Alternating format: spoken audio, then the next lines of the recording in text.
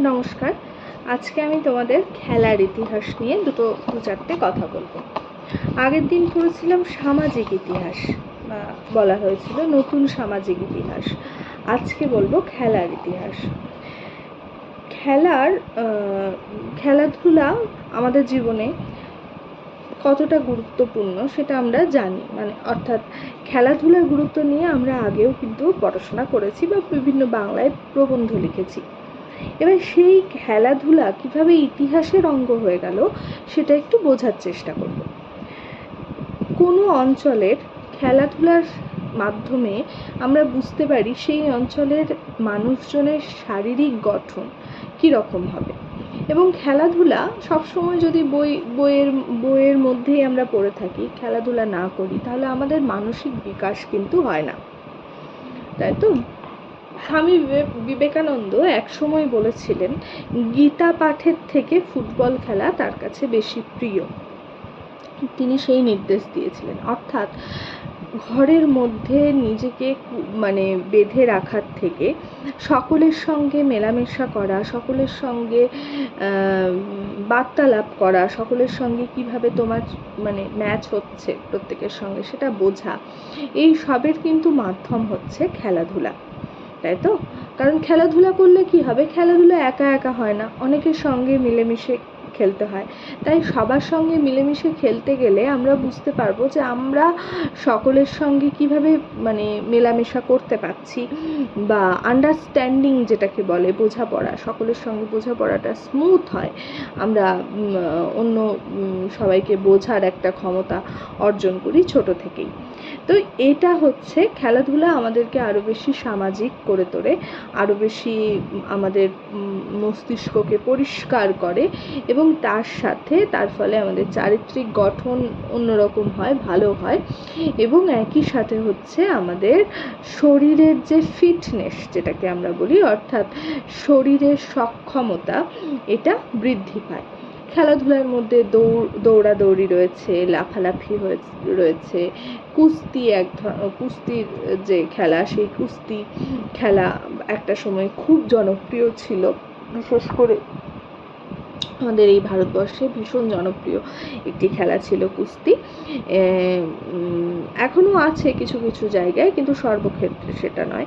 ফুটবলের মাধ্যমে দৌড়াদৌড়ি, তারপরে আমরা যে করি, কি বলে, লাফালাফির যে খেলাগুলো, বা স্কিপিং যেটা, এই বিভিন্ন ধরনের যে আমাদের যে খেলাধুলা, তার ফলে আমাদের শরীরটা ভালো থাকে। তো কোনো অঞ্চলের মানুষ কি খেলাধুলা করছে সেটা একটু করলে বোঝা যায়। যেমন ধরো, যেখানে পর্বত, যেখানে ধরো ভঙ্গুর পাহাড় পাথুরে জায়গা, সেখানে তো মানুষ দৌড়াদৌড়ি করবে না, তাই না? দৌড়াদৌড়ি, লাফালাফি এগুলো করবে যেখানে সমতল থাকে। তো এই বিভিন্ন জাতির আত্মপরিচয় খেলাধুলার সঙ্গে যুক্ত থাকে। খেলাধুলোকে কেন্দ্র করে গণ আবেগ কখনো জাতীয়তা বোধের উদ্বুদ্ধ করে। যেমন ধরো, আমরা সাম্প্রতিককালে যেটা দেখি, যে ক্রিকেট খেলা হলে পরে আমাদের একটা জাতীয়তা বোধ কাজ করে। আমাদের দেশের হয়ে অন্যান্য খেলা যখন আমরা জানতে পারি যে আমাদের দেশের হয়ে কেউ কুস্তিতে মেডেল পেয়েছেন, বা দৌড়ে মেডেল পেয়েছেন, ব্রোঞ্জ জিতেছেন, সোনা জিতেছেন, এগুলো কি করে, আমাদের একটা জাতীয়তা বোধকে উদ্বুদ্ধ করে। তাহলে খেলাধুলার মাধ্যমে আমাদের সেই জাতীয়তা বোধের উদ্বুদ্ধ হয়।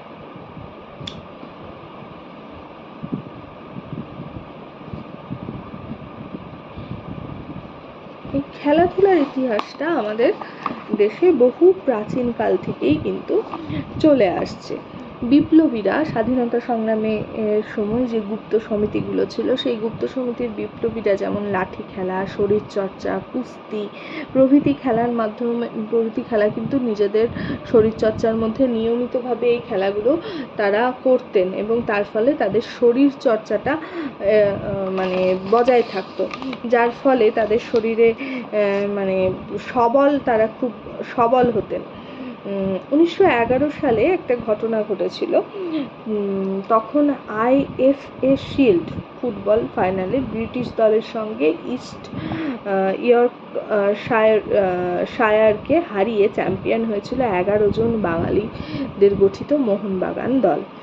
এই দলের এই খেলার একটি বিশেষ মানে গুরুত্ব হচ্ছে, এই খেলায় ভারতীয়রা অর্থাৎ যে সমস্ত বাঙালিরা, বেশিরভাগ সম্ভবত 11 জনই বাঙালিই ছিলেন, তো তারা খালি পায়ে ছিলেন, আর ব্রিটিশরা ছিলেন বুট পায়ে।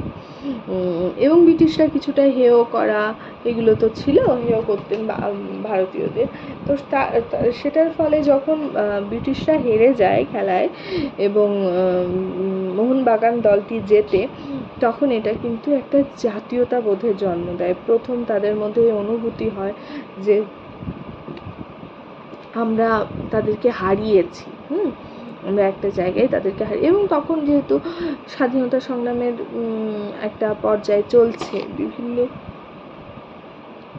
মানুষ তাদের এই অবিচার বা এটা মানছে না, তো সেই কারণেও এই যে খেলার সময় যখন ফুটবলে এরা খালি পায়ে হারিয়ে দিল, এটা মানে সাংঘাতিকভাবে একটা জাতীয়তাবোধের জন্ম দিয়েছিল এবং ব্রিটিশদের কোথাও একটা সত্যিই খারাপ লেগেছিল যে কোথাও একটা তারা হেরে গেল, এই অনুভূতি হয়েছিল।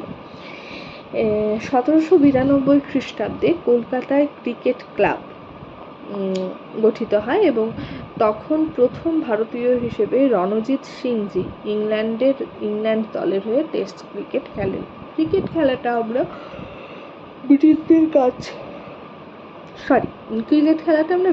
ব্রিটিশদের কাছ থেকেই পেয়েছি, কারণ ওটা ইংল্যান্ডেই জন্ম এবং পরবর্তীকালে আমাদের এখানে সেই খেলা অনেক বেশি জনপ্রিয় হয়ে উঠেছে, সেটা আমরা জানি।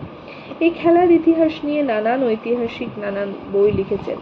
কৌশিক বন্দ্যোপাধ্যায়ের খেলা যখন ইতিহাস, রোবেয়া মজুমদারের 22 ইয়ার্স টু ফ্রিডম, এই উল্লেখযোগ্য কিছু বইয়ের নাম আমি বলছি, পারলে বইগুলোর নামগুলো লিখে পেয়েই যাবে বইগুলোর নাম। যদিও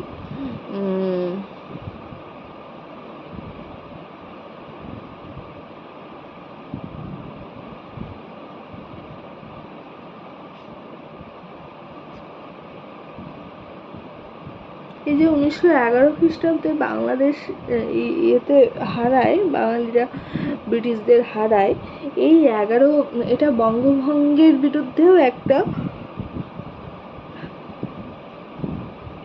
প্রতিবাদ, এবং এর ফলে মানে বঙ্গভঙ্গের বিরুদ্ধে একটা প্রতিবাদ হিসেবে মানে তারা এই মানে খেলাটিকে নিয়েছিলেন, এবং ব্রিটিশদেরকে হারিয়েছিলেন।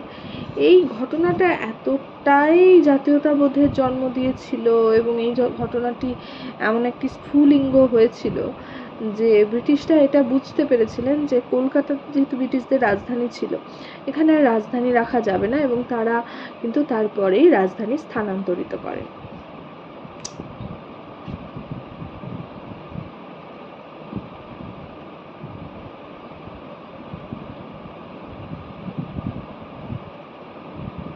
আচ্ছা, এই যে অলিম্পিক্স গেম, এটা আমরা বলি, এটা প্রথম হয়েছিল প্রাচীন গ্রীসের অলিম্পিয়া নগরীতে 776 খ্রিস্টাব্দে। ইংল্যান্ডে প্রথম মহিলা ক্রিকেট ক্লাব প্রতিষ্ঠিত হয়, উইমেন ক্রিকেট কাউন্সিল। এগুলো আমাদের যাই হোক। আর এই যে কয়েকটি বইয়ের নাম, এগুলো কিন্তু গুরুত্বপূর্ণ। রামচন্দ্র গুহর লেখা a corner of a foreign field, the Indian history of a British sports, the Picador book of cricket, Kaushik বন্দ্যোপাধ্যায়ের হচ্ছে খেলা যখন ইতিহাস, আগেই বললাম। এই বইগুলো কিন্তু খুব গুরুত্বপূর্ণ। রোবেয়া মজুমদারের cricket in colonial India, Gautam ভট্টাচার্যের বাপি বাড়িজা, এটা ভীষণ একটি জনপ্রিয় বই, বাপি বাড়িজা খেলা যখন ইতিহাস। আর রূপক সাহার একাদশে সূর্যোদয় ও বিদ্রোহী মারাদোনা। এই কয়েকটি বইয়ের নাম একটু মনে রেখো, হ্যাঁ। এই তোমার কৌশিক বন্দ্যোপাধ্যায়ের খেলা যখন ইতিহাস, রোবেয়া মজুমদারের cricket in colonial India, Gautam ভট্টাচার্যের বাপি বাড়িজা, রূপক সাহার একাদশে সূর্যোদয় ও বিদ্রোহী মারাদোনা। এই কয়েকটি বই হচ্ছে খেলার ইতিহাসের খুব গুরুত্বপূর্ণ কয়েকটি বই। এই বইয়ের নামগুলো তোমরা একটা কাজ করতে পারো, বইয়ের লেখকদের নাম একদিকে আর বইয়ের নাম একদিকে, এইভাবে রাখলে পরে যেটা হবে তোমার মানে পড়তে সুবিধা হবে। আচ্ছা, আরেকটি বইয়ের নাম রামচন্দ্র গুহের the Indian history of a British sports.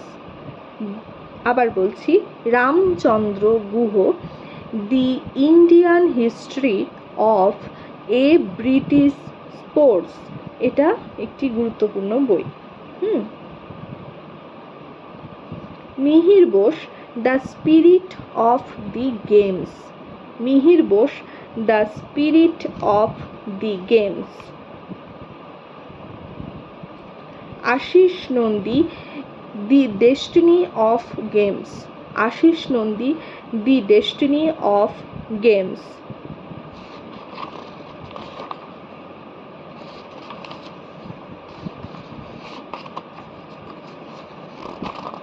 আচ্ছা, এখান থেকে তোমার আসতে পারে, প্রশ্ন আসতে পারে, যেগুলি সম্ভাব্য প্রশ্ন। তা হলো, ক্যালকাটা ক্রিকেট ক্লাব কবে প্রতিষ্ঠিত হয়? 1792 খ্রিস্টাব্দে। ক্যালকাটা ক্রিকেট ক্লাব কবে প্রতিষ্ঠিত হয়? 1792 খ্রিস্টাব্দে। শচীন তেন্ডুলকারের আত্মজীবনীর নাম কি? শচীন তেন্ডুলকারের আত্মজীবনীর নাম playing it my way, playing it my way.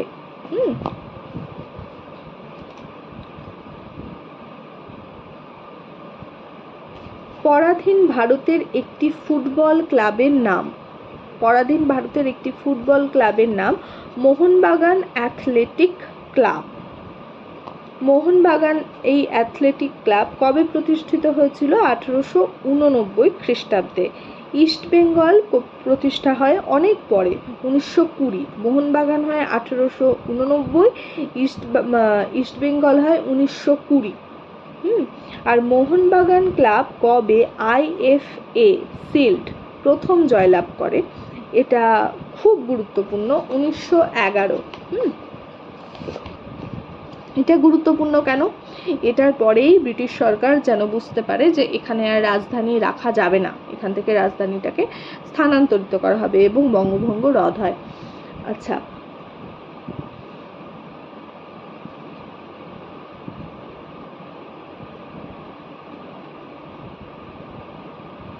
আচ্ছা, আরেকটা জিনিস, ছোট প্রশ্ন, হকির জাদুকর বলা হয়, হকির জাদুকর কাকে বলা হয়? হকির জাদুকর বলা হয় ধ্যানচাঁদকে। ধ্যানচাঁদকে, ধয়াকার দন্তন চয়চন্দ্র আকার ধ্যানচাঁদকে হকির জাদুকর বলা হয়। মল্লযুদ্ধে বিখ্যাত দুজন বাঙালি যতীন্দ্রচরণ গুহ ও ফণীন্দ্র কৃষ্ণ গুহ, যতীন্দ্রচন্দ্র গুহ ও ফণীন্দ্র কৃষ্ণ গুহ, দুই ভাই ছিলেন এনারা।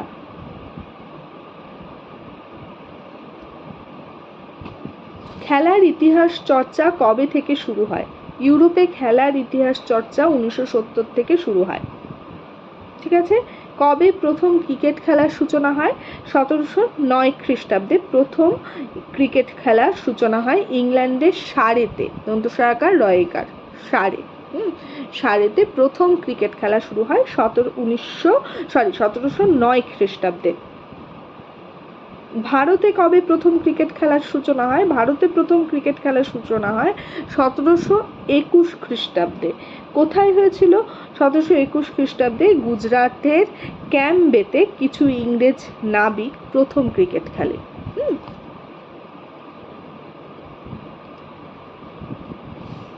আচ্ছা, আমি সম্ভাব্য কিছু প্রশ্ন বললাম।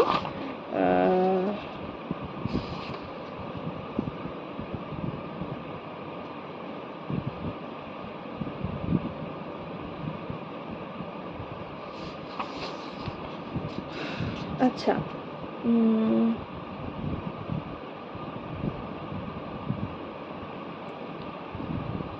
1 নম্বর ছোট প্রশ্ন, এখান থেকে অনেকগুলিই আসতে পারে। আর এখানে আরেকটি গুরুত্বপূর্ণ মানে কি বলবো প্রশ্ন আসতে পারে যে 2 নম্বরের মধ্যে আধুনিক ইতিহাস চর্চায় খেলার গুরুত্ব কি? ঠিক আছে, আধুনিক ইতিহাস চর্চায় খেলার গুরুত্ব অনেকগুলি। যেমন খেলা মানুষের সাংস্কৃতিক অঙ্গ, খেলার সাথে মানুষ নিজের ঐতিহ্যকে, নিজের সংস্কারকে, নিজের জাতীয়তাবোধকে একাত্ম করতে পারে।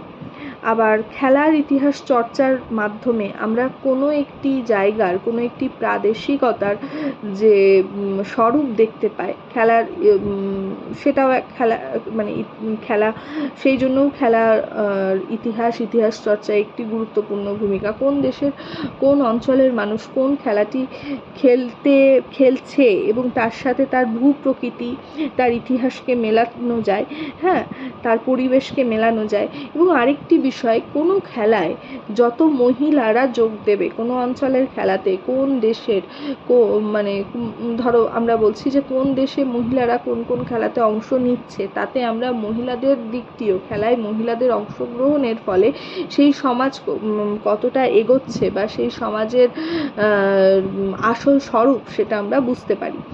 ঐতিহ্য, সংস্কৃতি এবং মানুষের সঙ্গে, বৃহত্তর সমাজের সঙ্গে একটা সম্পর্ক খেলার মাধ্যমে ফুটে ওঠে। আর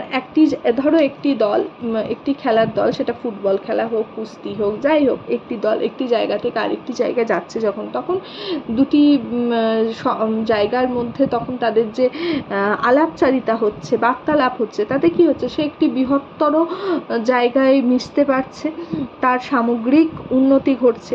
তাই খেলার ইতিহাস চর্চা ইতিহাসের একটি গুরুত্বপূর্ণ অংশ। আরেকটি প্রশ্ন আসতে পারে, ভারতীয় জাতীয়তাবাদের ইতিহাসে 1911 খ্রিস্টাব্দ গুরুত্বপূর্ণ কেন? 1911 খ্রিস্টাব্দে কী ঘটেছিল? 1911 খ্রিস্টাব্দ খুবই গুরুত্বপূর্ণ, কারণ ওই বছর সম্পূর্ণ ভারতীয় খেলোয়াড়দের নিয়ে গঠিত একটি দল, মোহনবাগান অ্যাথলেটিক ফুটবল ক্লাব। এই মোহনবাগান অ্যাথলেটিক ফুটবল ক্লাবের খেলোয়াড়রা 11 জন খেলোয়াড় ইংরেজ সৈন্যদের নিয়ে গঠিত East Yorkshire regiment, East York হর্ষই অন্তস্থ কয়রে, ইয়র্কশায়ারের রেজিমেন্ট দলের বিরুদ্ধে খেলেন এবং অধিনায়ক ছিলেন শিবদাস ভাদুড়ী।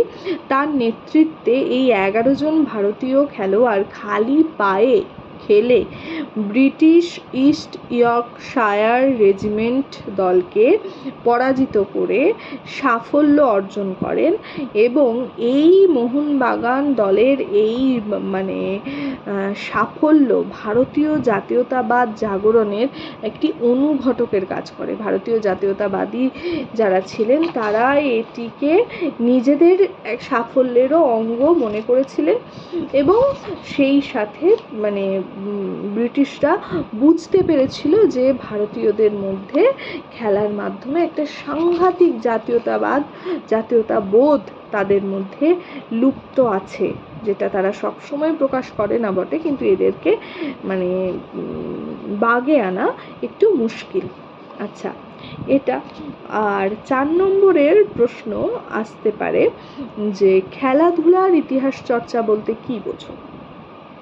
খেলাধুলার ইতিহাস চর্চা বলতে কি বোঝো? আর আধুনিক ইতিহাস চর্চায় খেলাধুলার গুরুত্ব আলোচনা করো। 8 নম্বরের প্রশ্ন এখান থেকে দেওয়ার সম্ভাবনা খুব কম। আচ্ছা, আজকের মতো এটুকুই। আশা করি ভালো লাগলো। ভালো লাগলে জানাবে। ভালো থেকো, ভালোভাবে পড়াশোনা করো। টাটা।